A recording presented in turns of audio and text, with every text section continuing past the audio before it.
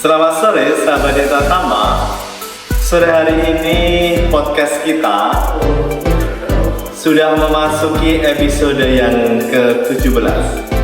Pada sore hari ini narasumber kita begitu luar biasa, yaitu Dr. Suryadi, spesialis saraf konsulen nyeri. Dan pada saat ini akan kita angkat sebuah tema yang berhubungan dengan nyeri, yaitu peran ahli nyeri dalam pelayanan kesehatan modern. Bersama host kita, Dr. Enrico, spesialis anestesi. Saksikan bersama kami setiap hari Kamis jam 10 pagi di kanal YouTube kami. Karena Denta Tama tulus melayani.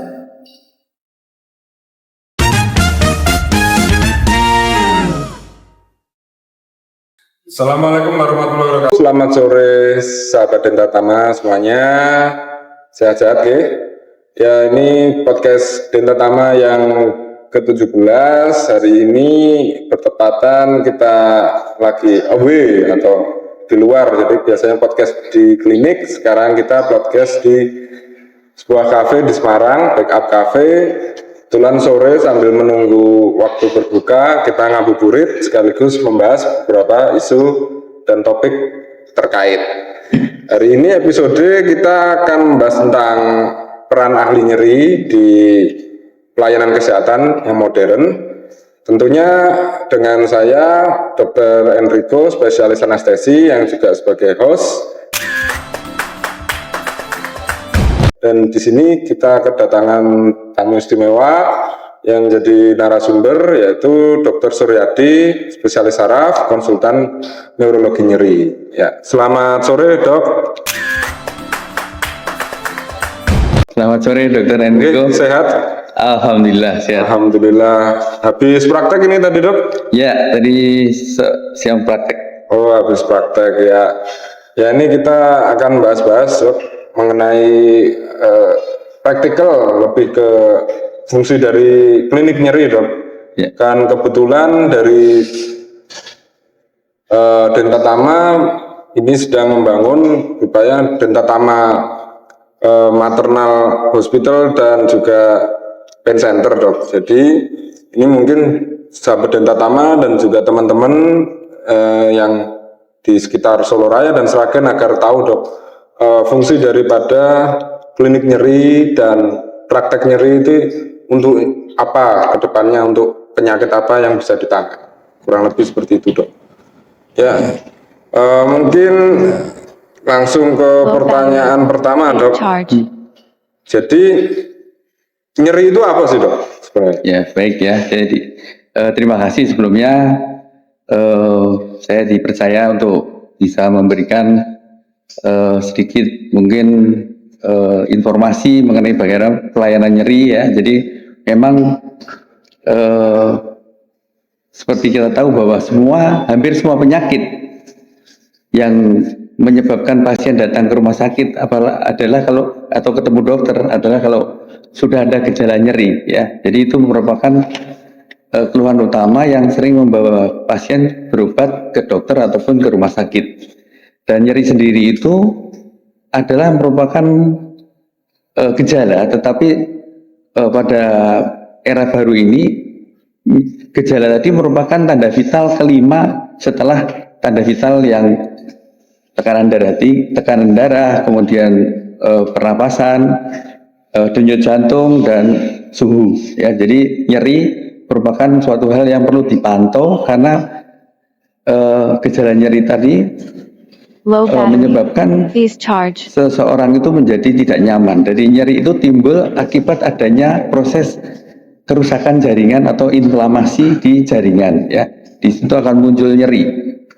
Dan nyeri ini tadi biasanya menyertai di semua penyakit ya, dari penyakit saraf sendiri, penyakit kandungan, penyakit bedah, ada luka ya. Jadi di situ yang menyebabkan munculnya nyeri sehingga pasien berobat. Untuk itu nyeri itu perlu kita pantau, kita monitor, dan kemudian perlu kita tangani sehingga dia berkurang. Kalau nyeri tadi tidak berkurang, itu akan menyebabkan pasien tidak nyaman, kemudian tanda vital tadi bisa tensinya tidak turun-turun, kemudian dia juga nggak nyaman, jantung debar-debar, kemudian rasa nggak bisa juga kadang-kadang menyebabkan susah tidur.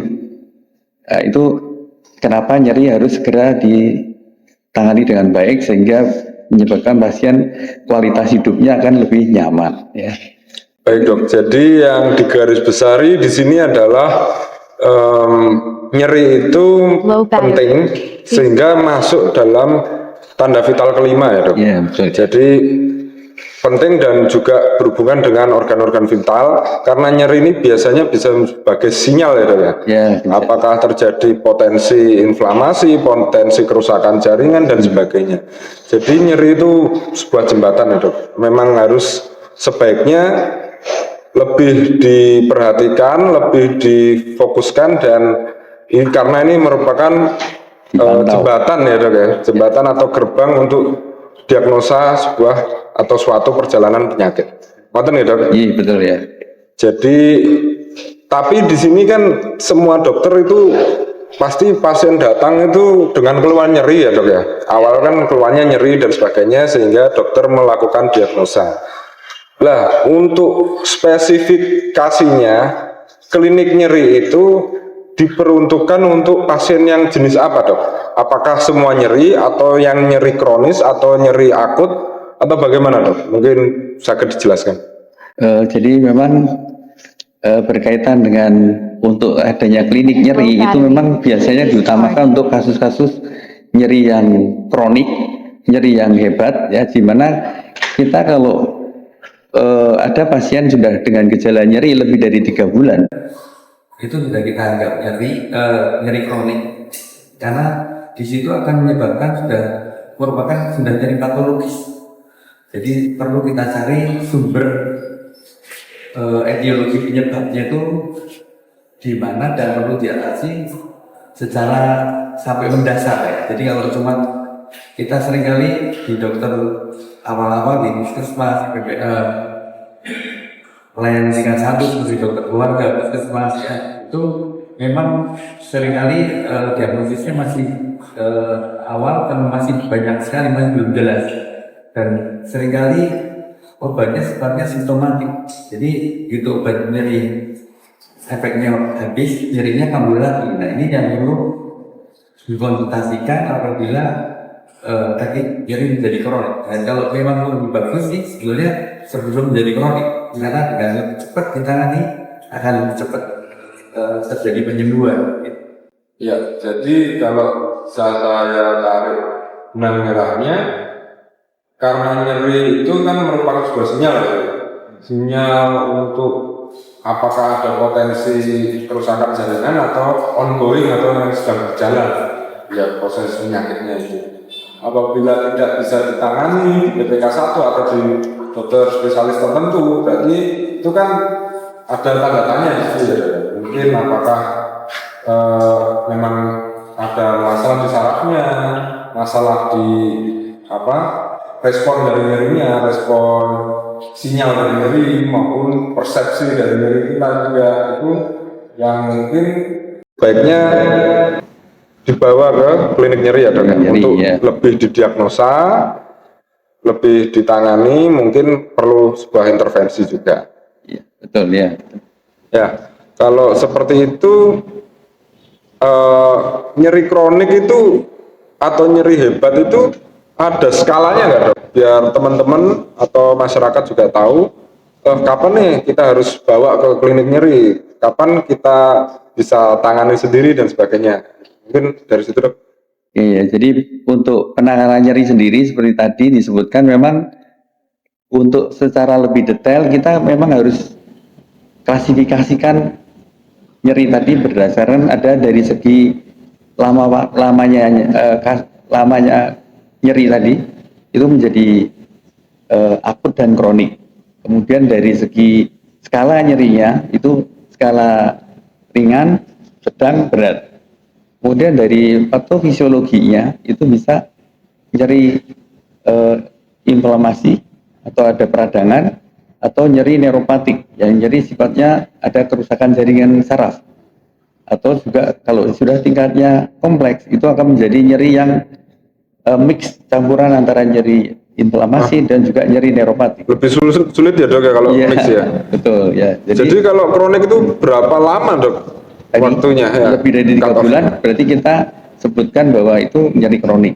Nyeri kronik lebih dari 3 bulan. Kalau yang akut sampai berapa dok? Akut tadi berarti kurang dari 3 bulan kita sebut akut. Ya, jadi sebaiknya kalau dirasa nyeri yang mengganggu, apalagi sampai menurunkan kualitas hidup ya. Ya, Hidup ini kan harus dinikmati dok. Berarti kalau nggak bisa sampai terganggu mungkin bekerja, belajar, Ya, atau aktivitas sehari-hari, bahkan untuk istirahat aja terganggu, sebaiknya itu udah warning ya dok ya, udah sebaiknya dibawa. Dan selain itu apabila lebih dari 1 bulan berarti kan ada sesuatu. Sebelum menjadi kronik sebaiknya kan perlu ditangani kan. di klinik nyeri ya dok. Selain itu mungkin yang menjadi concern atau apa ya istilahnya ya, yang menjadi perhatian dari masyarakat ini untuk penggunaan obat nyeri dok. Nah itu obat nyeri itu apakah aman dok untuk dikonsumsi mungkin dalam jangka waktu yang lama? Ya betul ya. Jadi dalam proses pengobatan atau petata laksana nyeri itu memang kita harus satu tadi melihat klasifikasinya, melihat jenis nyerinya ya. Kemudian dari situ masing-masing obat nyeri itu punya titik tangkap sendiri-sendiri. Ya, jadi kalau kita salah penggunaan jenis obat karena salah dari diagnosis penyakit jenis gejalanya tadi, itu juga akan menyebabkan tidak sembuhnya nyeri tadi, juga malah muncul efek samping obat. Yang sering terjadi, obat-obat nyeri itu sebagian besar menyebabkan iritasi lambung. Jadi kalau terlambat sampai minum obat nyeri jangka panjang, tahu-tahu bisa luka lambung dan bisa menyebabkan muntah darah dan buang air besar, ada darahnya juga. Jadi itu ya dok yang harus diperhatikan ya. Jadi mungkin memang dengan apa ya, ketermudahan teknologi, banyak apotek juga, mungkin obat nyeri itu bisa lebih mudah didapatkan. Tapi mungkin yang diperhatikan itu ya dok ya, mungkin efek sampingnya dan jangka penggunaan waktunya ya dok ya, nggak bisa istilahnya sembrono atau tidak tahu aturan ya dok ya. Jadi mungkin pesan buat sahabat Dentatama ya, mungkin memang nyeri itu merupakan sensasi atau pengalaman yang tidak mengenakan, dan itu merupakan sinyal adanya potensi atau kerusakan jaringan. Jadi sebaiknya segera ditangani apabila mengganggu kualitas hidup, mengganggu pekerjaan, mengganggu aktivitas sehari-hari, dan apabila bisa lebih dari 2 minggu atau nyeri banget sampai ya bisa dibawa ke klinik nyeri. Jadi kenapa lebih dari seminggu 2 minggu sebaiknya dibawa, karena efek samping dari obat-obat yang teman-teman pakai itu mungkin bisa menumpuk efek sampingnya. Jadi harus di-adjust atau diatur dosisnya atau jenisnya dan sebagainya. Oh ya dok, mungkin ini pertanyaan dari banyak pasien juga, itu apakah memerlukan sistem rujukan dok untuk ke klinik nyeri atau bagaimana? Karena di sini kan ini merupakan sebuah spesialistik ya nyeri, meskipun kita berkolaborasi dari anestesi, saraf, rehabilitasi medik dan sebagainya, tapi ini kan lebih ke spesialistik. Jadi apakah perlu sistem rujukan atau bagaimana dok? Mungkin sangat dijelaskan. Iya, ya baik. Jadi memang penanganan keluhan nyeri itu memang kita harus dilakukan bertahap ya. Memang pada awal-awal kita bisa beli obat sembarang di toko obat ya, beli di apotek kadang bisa. Tetapi kalau tidak ada kemajuan ke dokter umum atau dokter puskesmas ya, dokter keluarga. Apabila tidak ada kemajuan nyeri tadi, memang jangan lama-lama harus kita perhatikan kalau tidak ada perbaikan di satu dokter. Kalau pesan saya ya, saran saya, berobat ke satu dokter 3 paling lama 5 kali, dokter yang sama tidak ada bedanya, obat habis nyerinya kok muncul lagi, lebih baik cari second opinion ke dokter yang lain. Apabila dokter beberapa sudah tidak ada perbaikan, dokter yang setara naik ke tingkat yang lebih tinggi, ke tingkat misalkan puskesmas ke rumah sakit tipe C. Tipe C mungkin kalau belum ada klinik nyeri naik ke tipe B. Di situ mestinya kalau sudah ada klinik nyeri itu akan lebih bisa menganalisa penyakit nyeri tadi, sumbernya dari mana dan jenis penyakit apa yang memang mungkin mendasari munculnya nyeri ya. Jadi kalau semakin terlambat penanganan nyeri tadi, misalkan nyeri kaki yang kanan lutut ya, itu kalau kelamaan mesti kan beban tubuh nopang yang kiri, lama-lama dua-duanya sakit. Jangan sampai itu terjadi ya. Jadi diharapkan pasien tidak terlambat penanganan nyerinya, sehingga kualitas hidup, produktivitas untuk kerja itu masih bisa segera berlanjut ya. Tapi kalau tidak tertangani dengan baik itu akan menjadi kronis dan semakin lama bisa menyebabkan gangguan kejiwaan, bisa sampai stres kayak terus apa-apa malas ya, bergerak sakit, itu menyebabkan hal-hal yang semakin menurunnya kualitas hidup. Saya kira gitu dok mungkin. Ya, ini tadi kan bahas tentang lutut ya dok. Karena dokter Suryadi sudah lumayan banyak berpengalaman, ini biar teman-teman sahabat Dentatama dan yang di rumah tahu juga dok. Mungkin selain lutut itu masalah-masalah apa aja dok yang sering datang ke praktek di klinik nyeri dok, biar teman-teman ada gambaran, wah ini saudara saya atau siapa keluarga saya punya masalah serupa bisa. Ya, jadi nyeri itu memang paling sering adalah nyeri neuromuskuloskeletal. Maksudnya neuromuskuloskeletal itu mulai melibatkan dari saraf, otot, sama kerangka ya. Jadi di situ memang pergerakan kompleks. Jadi dari situ muncul gejala-gejala seperti kadang-kadang jari nggak bisa nekuk, nggak bisa balik. Kemudian tangan megang sesuatu kayak kesemutan mati rasa, yaitu namanya CTS. Kalau tadi jari trigger finger ya. Kemudian ada nyeri lutut, bisa nyeri bahu, nyeri leher, siku nyeri pinggang, nyeri siku. Jadi itu hampir mulai dari ujung kepala sampai ujung kaki itu memang banyak sekali organ-organ yang bisa terserang nyeri, dan bila tidak teratasi dengan baik akan menyebabkan nyeri kronis. Paling sulit itu kalau terutama nyeri pinggang, itu kalau ada saraf kejepit itu bisa menyebabkan lama-lama bisa berakibat kelumpuhan ya.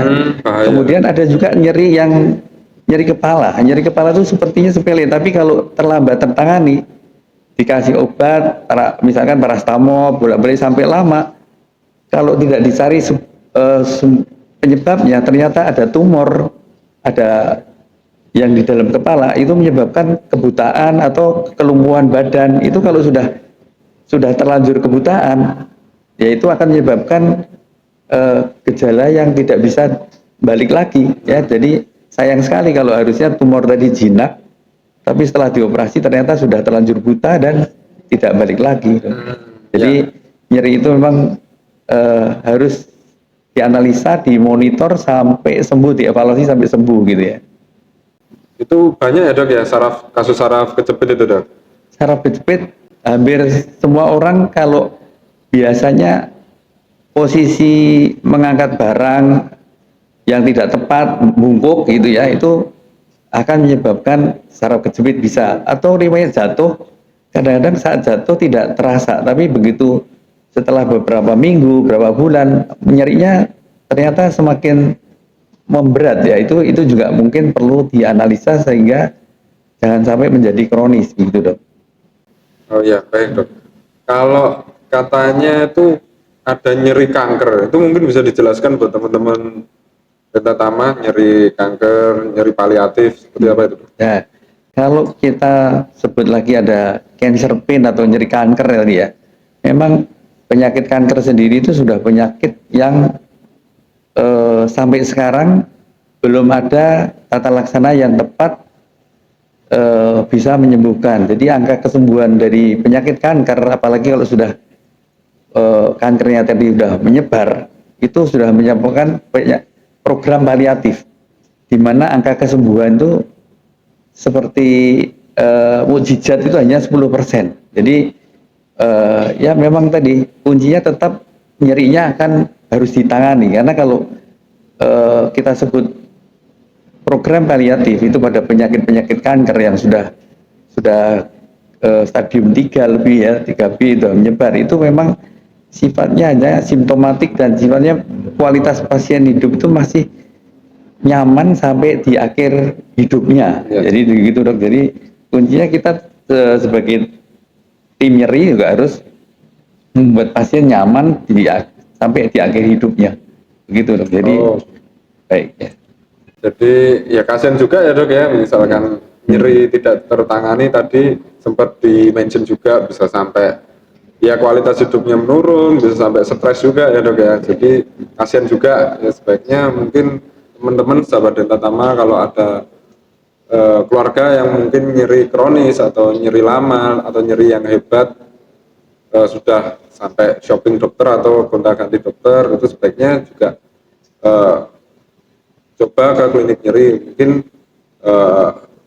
tidak hanya di Dentatama, tempat lain atau sebagainya, karena klinik nyeri masih relatif baru di Indonesia. Jadi mungkin teman-teman juga ada alternatif opsi, yaitu klinik nyeri untuk sebagai pertolongan untuk kasus-kasus yang nyeri yang lama atau kronis. Ya mungkin itu, semoga teman-teman tetap sehat. Ini apabila ada pertanyaan bisa tuliskan di kolom komentar, mungkin akan kami tanyakan ke narasumber untuk di episode berikutnya. Jadi ini sebagai pembuka saja, semoga teman-teman mengetahui fungsi dari praktek nyeri dan klinik nyeri di sistem kesehatan modern. Jadi mungkin itu dari kami. Terima kasih Dr. Suryadi Spesialis Saraf telah meluangkan waktunya dok.